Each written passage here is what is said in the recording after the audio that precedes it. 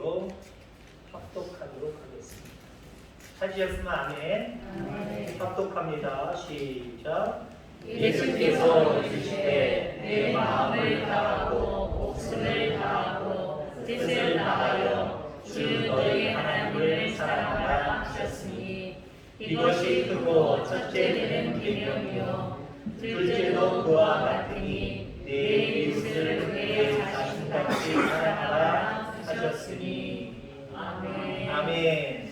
우리 옆에 분들과 교제 나누겠습니다. 주의 이름으로 환영하고 축복합니다. 하나님이 함께 하십니다. 얼굴을 다 가려도 눈만 봐도 저분이 웃는 건지 짜증내는 건지 보이네요. 대부분 우리 모든 성도님들이 활짝 웃으시는 모습이 다 보이진 않지만 오히려 조그만 부분에서 나오는 그 밝음이 참 기쁨이 있습니다. 감사합니다. 날마다 주 안에서 기뻐하며 살아가는 우리 모두가 다 되기를 주의로 축원합니다. 오늘은 신앙의 본질이라고 하는 말씀으로 말씀을 함께 나누고자 합니다. 본질, 본래의 성질. 풀었으면 간단하게 풀었으면 그거고요. 국어사전적으로 더 본질에 대한 이야기를 한다고 한다면 사물을 그 자체이도록 하는 고유의 성질. 이게 본질입니다. 본질이 변하는 걸 뭐라고 그래요? 변질이라고 그러죠. 원래 가지고 있었던 그 독특한 그것만의 고유한 성질이 있는데 그걸 잃어버리면 변질되는 거예요. 여러분들에게 하나님이 고유한 본질을 허락하여 주셨습니다. 같은 것도 있지만 각각 다른 여러분들만 나만 가지고 있는 고유한 성질이 분명하게 있어요. 이것들이 여러분들 변질되지 않기를 간절히 소망합니다. 본질을 잃어버려 복잡해지고 삶 속의 본질을 놓쳐서 어렵게 사는 경우가 상당히 많습니다. 본질을 지키고 본질 안에서 살아가면 그렇게 어려운 일들만이 아닌데 이 본질을 외면하고 본질을 버릴 때에 변질될 때에 우리의 삶은 참 복잡하게 돌아가고 참 얽히고 설키면서 많은 어려움들을 우리에게 가져다 주는 모습을 보게 되지요. 자, 근본적인 겁니다만은 우리 인간의 본질은 뭘까요? 하나님이 우리 인간을 왜 만드셨을까요? 만드시면서 우리에게 고유의 성질, 너만 가지고 있어야 될 고유의 성질이 있다. 뭐냐? 라고 우리에게 이야기한다면 여러분들 뭐라고 이야기하겠습니까? 하나님께 영광을 올려드리는 거예요. 그게 우리 인간 나의 본질입니다. 이게 변화되지 말란 말이에요. 이게 변질되지 말라는 거예요. 하나님의 영광을 위해서 살아가야 될 사람이 그게 우리의 본질인데 하나님의 영광은 뒤로 한 채 내 영광을 위해서 살아간다? 변질된 거예요. 세상에 믿지 않는 많은 사람들은 다 자기 영광을 위해서 살아가요. 우리는 아니다 그게 아니다. 그건 변질된 것이기 때문에 하나님의 본질을 우리가 회복하고 본질을 가지고 살아가야 되는데 하나님께 영광을 올려드리는 것이다. 그래서 우리가 예수님을 영접하고 그러한 삶을 살기로 결단하신 거잖아요. 그렇다고 한다면 주님 부르시는 그 순간까지 변질 없을 수는 없어요. 없을 수는 없지만 늘 다시 본질을 되찾아가고 또 되찾아가고 결국 본질을 벗어나지 않는 여러분들의 삶이 되기를 간절히 소망합니다. 지난주에 우리 성도님들과 점심을 먹으면서 영어 이야기를 했던 것 같아요. 우리가 영어, 잉글리시 그걸 배우는 목적이 뭡니까? 배우는 본질이 뭐예요? 사실 대화거든요. 대화. 너랑 나랑 너 미국 사람이야? 영어권이야? 나는 한국 사람인데 우리 서로 대화하자. 그 사람이 한국말을 배우든지 아니면 내가 영어를 배우든지 대화하자는 겁니다. 상대방이랑 대화하기 위해서 영어를 배우는 거예요. 지금은 좀 많이 달라졌습니다만 보통 우리가 영어 저는 초등학교 때 안 배웠어요. 중학교 1학년 때 들어가면서 IM 탐부터 시작을 해서 아마 그때부터 영어 공부를 했던 것 같아요. 그래도 짧게는 10년, 짧게는 6년, 길게는 10년 그 이상 영어를 배웁니다. 지금은 초등학교 때부터 이미 유치원 때부터 배우기도 합니다만은 초등학교 들어가면 다 영어 배워요. 자, 그러면 어때요? 15년 이상을 애들이 영어를 해요. 근데 물론 저 어렸을 때보다 지금 어렸을 때의 아이들의 영어 실력이 훨씬 더 보편적으로 낮긴 낮더라고요. 근데 저 때나 저보다 연세가 드신 분들은 한번 생각해 보세요. 6년을 배우고 10년 이상을 배웠는데 정말 외국인을 만나면, 영어권의 사람을 만나면 대화가 가능합니까? 이런 이야기가 있어요. 한국 사람이 워낙 똑똑하니까 미국에 가서 논문을 쓰거나 어떤 그런 부분으로 하면, 학술적인 부분으로 하면 거의 탑을 먹는데 면접을 보거나 그것에 대해서 이론적으로 어떤 발표를 직접 해야 되는 부분에서는 그 탑이었던 사람이 그런 부분에서는 상대적으로 점수가 확 낮아집니다. 왜요? 미국 사람들이 구사하는 영어를 잘 못 써요. 우리나라는 어때요? 서로 어떤 실력을 가지고 있나 그걸 평가하기 위해서만 복잡하게 문법이 들어가고 복잡하게 여러 가지 다른 것들이 들어가 버려요. 그래서 언어 공부하기는 되게 힘들면서도 10년, 20년을 하는데 실질적으로는 잘 구사하지 못하는 아이러니한 사건들이 발생을 하죠. 요즘 아이들 왜 영어 잘해요? TV에서 저도 실질적으로 못 봤습니다. TV에 나오는 연예인들의 아들, 딸들 아니면은 다른 어린애들 보면니까 정말 엄청나더라고요. 제가 한 6년, 10년을 배워도 못하는 영어들을 걔들은 막 대화를 하면서 하더라고요. 걔네들은 문법 잘 안 배워요. 막 이거저거 외우면서 안 해요. 그냥 생활 속에서 그냥 대화하다 보니까 늘어나는 거예요. 지금 군에 가 있는 우리 큰아들 5살 때인가요? 이때 미국에 갔어요. 저는 이미 그때가 한 30이 넘었던 나이니까요. 영어 공부를 엄청나게 많이 거의 10년을 넘게 했죠. 우리 아들은 영어 공부 체계적으로 한 적이 한 번도 없습니다. 근데 같이 미국에 들어갔단 말이에요. 저는 거기서 거의 5년여 동안 있고 나왔지만 영어 실력은 늘어나질 않았어요. 거기서 조금 왔다 갔다 해요. 바디 랭귀지만 좀 늘어났지. 근데 우리 아들들, 특히 큰아들은요, 일취월장하게 성장합니다. 4살 때 갔으니까 유치원 같은 데 안 다녔단 말이에요. 놀이터에 가서 한두 달, 두세 달 있으니까요, 뭐라고 얘기하면서 걔네들이랑 놀고 있어요. 저는 못 알아듣겠어요. 근데 걔는 다 알아듣고, 알아들을 뿐만 아니라 자기도 뭔가 이야기하면서 벌써 놀고 있더라니까요. 그게 영어예요. 근데 우리는 어른들, 기존 세대 우리 어른들은 언어라고 하는, 영어라고 하는 본질적인 부분들, 대화하기 위해서 배우는 건데 그걸 떠나서 다른 부분으로 공부를 하니까 수년, 수십 년이 걸쳐도 영어를 잘 못하는 거예요. 여러분, 신앙의 본질은 무엇입니까? 오늘 본문에 두 가지로 말씀을 하고 있어요. 하나님 사랑, 이웃 사랑. 이게 신앙의 본질이에요.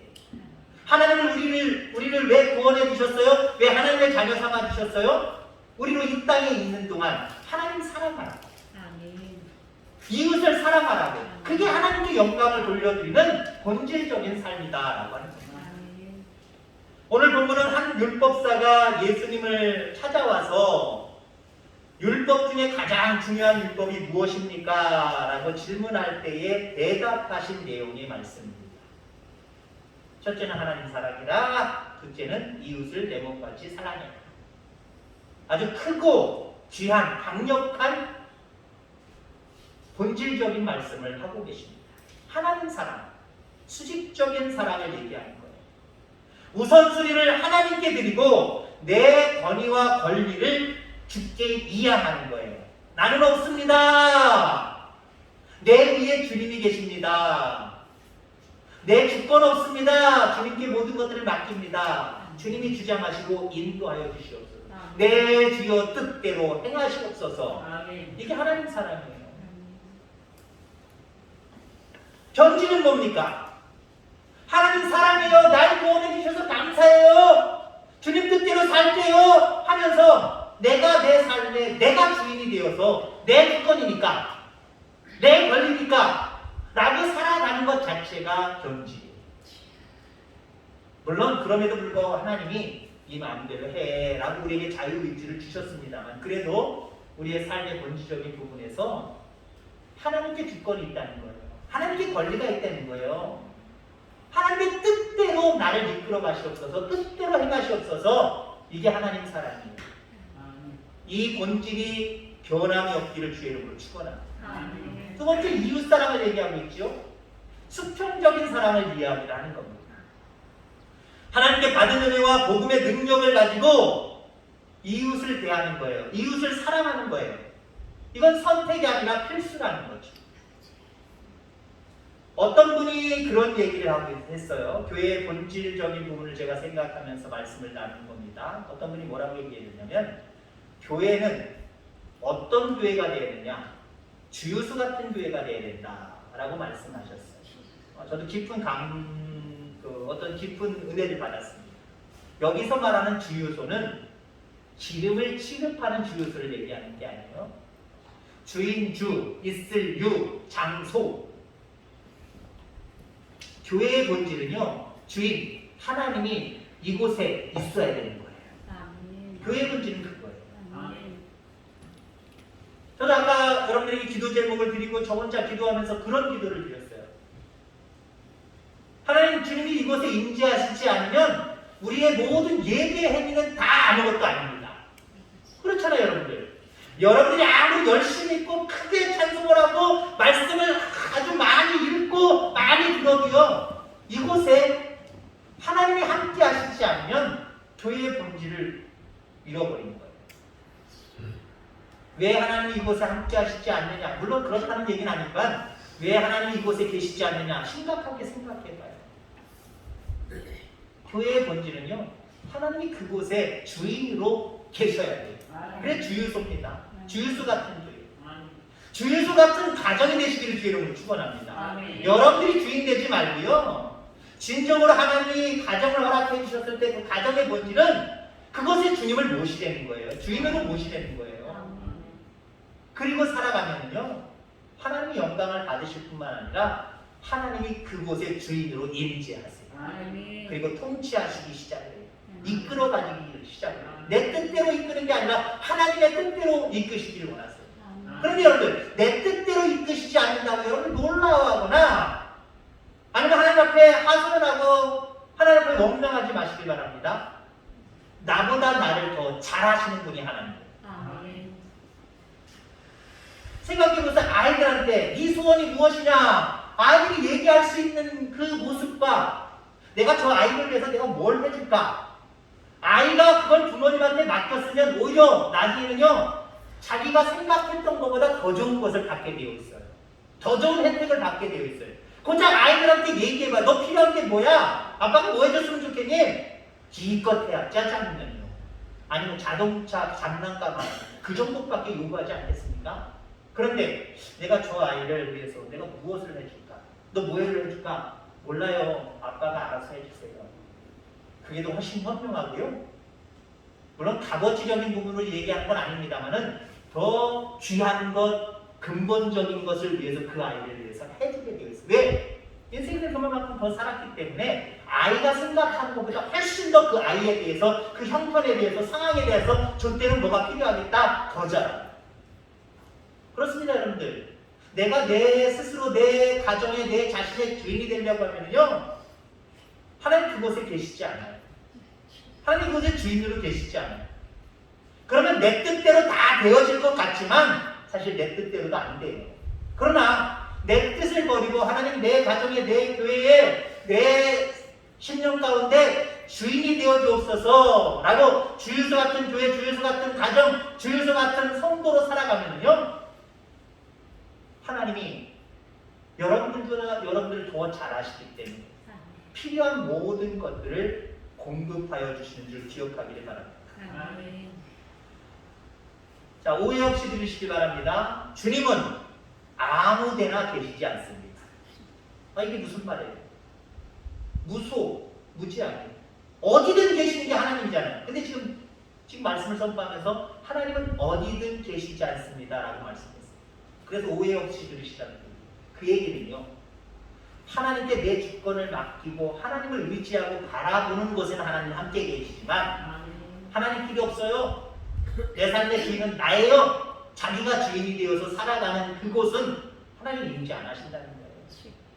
교회나 가정이나 개인이나 똑같아요. 하나님은 어디든 계십니다. 그건 보편적인 진리 맞아요. 그러나 하나님은 어디든지 계시지 않아요. 하나님도 하나님을 필요로 하는 곳에는 계시지만 하나님을 필요로 없애하게 생각하며 살아가는 곳에는 하나님 거듭도 보시지도 않아요. 여러분, 교회는 이미 은혜 받은 자들의 모임입니다. 은혜를 받은 내 삶의 궁극적인 목적은 하나님을 위해서 또 하나님을 영화롭게 하기 위해서 살아가는 거예요.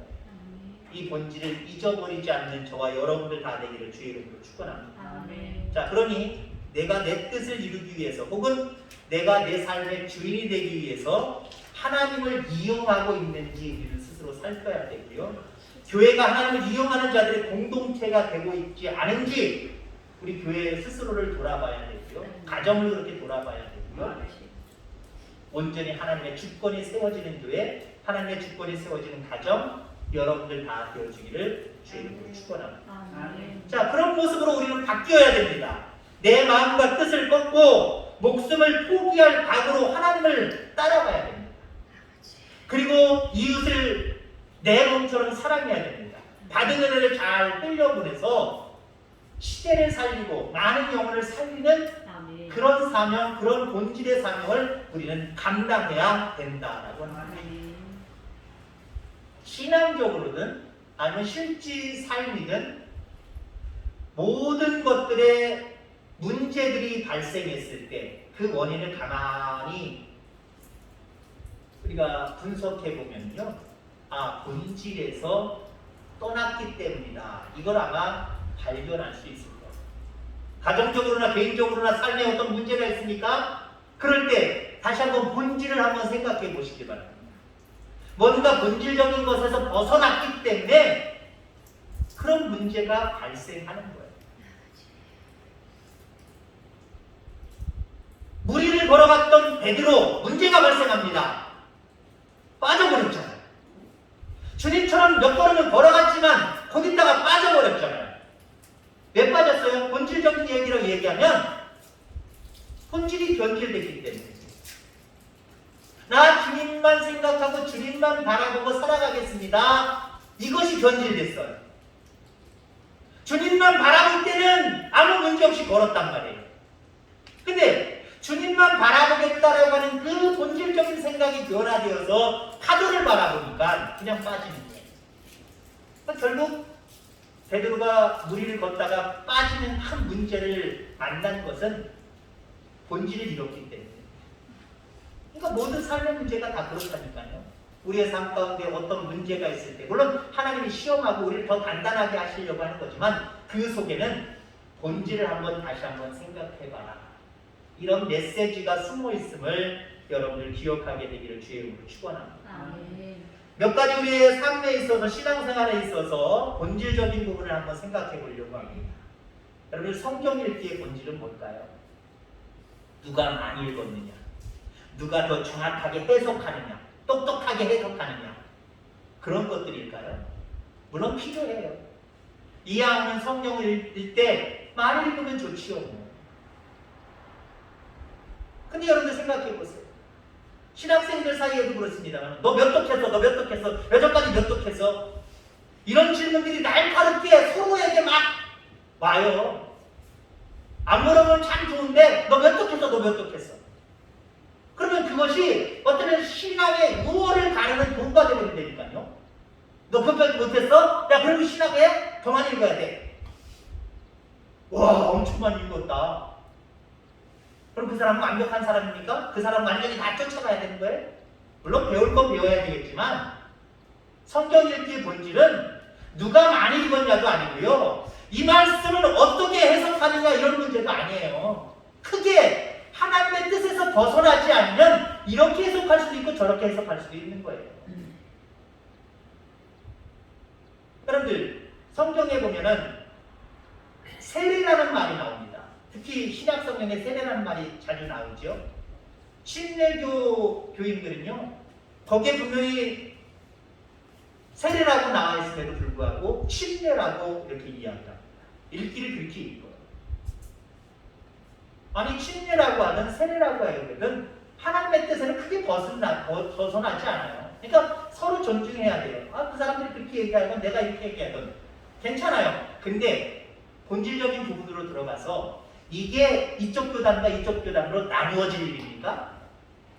교단과 교단이 나누어지는 일들은 어디에서 나오냐면요, 해석에서 나오는 거예요. 성경 말씀을 해석을 하든지 아니면 법조항, 그 교단의 법조항을 해석하든지 해석이 다르면 너랑 안 맞아도 안 되겠다. 그럴 때 헤어지는 거예요. 교단이 나눠지는 거예요. 그래서 성경 읽기를 제대로 못해서 그래요. 성경 읽기의 본질은요, 그 말씀을 읽고 아하, 그렇구나. 하나님이 이런 은혜를 베풀어 주시는구나. 아하, 나도 생각해보니까 하나님 말씀을 이렇게 읽어보니까 나한테도 이미 그러한 은혜를 주셨구나. 아하, 내가 죄인이구나. 아하, 나는 하나님의 은혜, 하나님의 능력이 없으면 살 수 없는 자구나. 이걸 깨달으라고 성경 읽기가 필요한 거예요. 성경 읽어서 자랑하고 내세우고 이게 맞다라고 서로 분쟁하고 싸우고, 이건 성경 읽기의 본질이 아니에요. 이런 본질에서 벗어나니까 교단과 교단이 싸우는 거고요, 갈라지는 거고요. 교회 안에서도 별 문제 아닌데 그런 문제 때문에 싸우고 분쟁하는 거예요. 글쎄, 우리 교회는 잘 모르겠습니다만은 어떤 여기 주변의 목사님을 통해서 주변의 이야기를 들었는데, 어떤 목사님이 목사 안수를 별로 받고 얼마 안 됐다가 부목사로 있었나 봐요. 근데 어떤 지혜가 주어져서 아마 대회를 인도했나 보죠. 축도할 일이 있어서 축도를 했대요. 이제는 하나님 아버지의 은혜와 그 지난 사랑, 성령의 성자, 성부의 이런 것들을 다 이야기하면서 영원히 계실지어다 라고 했어요. 그 다음에 그 부목사님이 장로님들이 들고 일어나서 쫓겨야 됩니다. 간절히 축원하옵나이다 라고 이야기해야지, 자기가 하나님이야 할지어다 라고 얘기했다고 쫓겨났답니다. 글쎄요, 옛날의 목사님들은 대부분 간절히 축원하옵나이다 보다는 찌어다가 많았고요. 요즘 시대의 목사님들은 저도 그렇지만 축원하옵나이다, 대리인이 되어서 하나님 앞에 축원하는 마음으로 그렇게 합니다 라고 이렇게 얘기합니다. 뭐 다르다면 다를 수 있지만 그것이 그 목사님을 내칠 일이에요? 그 부목사님을 내칠 일이에요? 참, 우리는 성경을 너무 이상하게 자기 본의로, 자기 어떤 소수의 집단대로 해석하려는 경향이 있어요. 성경 읽기의 본질은 앞서도 얘기한 것처럼 아하, 이거 포인트예요. 이거 느끼라고 성경 읽게 하는 거예요. 그래야 신앙에 성숙이 있는 거예요. 말씀을 읽어도 하나는 없고 늘 고정관념에 매여져 있는 그것만 가지고 그것으로만 주장하고 그것으로만 옳으니 그르니 라고 이야기하면 교회는요, 분쟁이, 교회는 분쟁이 일어나요. 성경 읽기의 본질은 하나님의 은혜를 깨닫고 그 하나님 앞에 또 간절히 나아가는 것, 이게 성경 읽기의 본질이에요. 예배의 본질은 뭘까요? 예배의 본질, 하나님께 영광을 올려드리는 거예요. 제가 초등학교 5학년 때 서울로 전학을 가서 다녔던 교회, 제가 사역할 때, 신학을 공부하고 사역할 때까지 91년도까지 제가 그 교회에 다녔고요. 그러니까 22~23살 때까지 그 교회를 다녔고, 저희 어머님은 미국에 들어가시기 전까지 그 이후도 계속 몇십 년 이 정도를 계속 다니셨어요.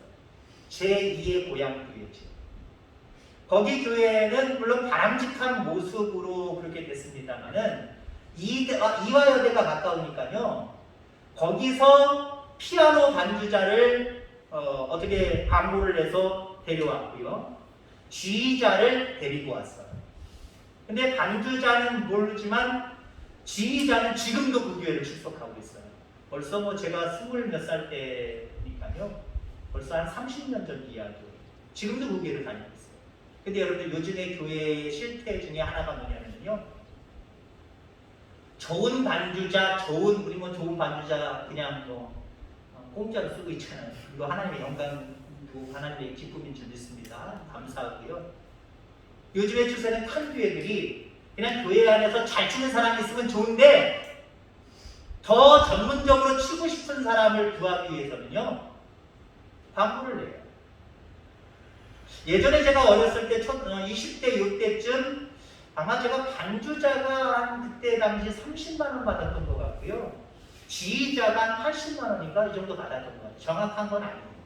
근데 지금은요, 반주자, 지휘자 그거보다 훨씬 더 많이 줘요. 근데 무슨 문제가 있느냐? 지휘만 해달라는 거예요. 반주만 해달라는 거예요. 그리고요, 어떤 심한 경우는요, 반주자와 지휘자가 특송하는 거 있잖아요. 거기까지만 하고 쓱 나가버려요. 어디 가는 거예요? 그것만 해달라고 했으니까. 다른 데 바꿔서 다른 데 가는 거예요. 다른 교회를 가든지 어디를 가든지 가는 거예요. 그런 모습이 하나님이 영광 받으시는 예배의 모습일까요? 세상이 너무 바빠서 예배 끝나고 바로 가지 마시기 바랍니다. 주님 전에 5월에 머무르셔야 돼요. 또 다른 일로 하나님 앞에 영광 돌릴 일들이 있거든요. 교회의 본질은, 예배의 본질은 하나님께 영광을 올려드리는 거예요. 자, 또 한 가지를 이야기하면 직분의 본질은 뭘까요? 직분. 여러분들에게 직분이 있잖아요. 성도도 직분이에요. 집사의 직분, 권사의 직분, 안수집사의 직분, 장로의 직분, 직분이 있단 말이에요. 직분의 본질은 무엇일까요? 목회자를 도우라고 주신 거예요. 물론 하나님께 영광을 올려드리는 건 본질적으로 제일 중요한 그거지만, 목회자를 도와서, 목회자를 섬겨서 함께 하나님 앞에 영광 돌리라고 우리에게 직분 주신 거예요. 해석이 너무 목회자 중심 아닙니까? 라고 얘기해도 어쩔 수 없어요. 목회자를 도와서 하나님께 더 크게 영광을 돌리려고 직분을 주신 거예요. 자, 그런데 직분이 하나의 어쩌면 우리 교회에 되는 게 아니라 변질된 교회들을 바라보세요. 그 직분이 계급이 되어버렸단 말이에요.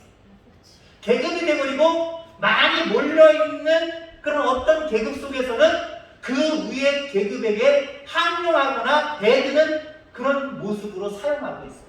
아니, 예를 들자면 안수집사들이 너무 많잖아요. 장로님들 몇 분 안 계시잖아요. 장로님들 나이 드시고 하는 일을 우리가 못 보겠다. 우리 안수집사를 들고 일어나자. 근데 장로님들이 당회를 통해서 하려고 하는 일들을 안수집사들이 가로막을 때가 있어요. 우리 교회 아니에요. 어떤 교회들은 진짜 그래요.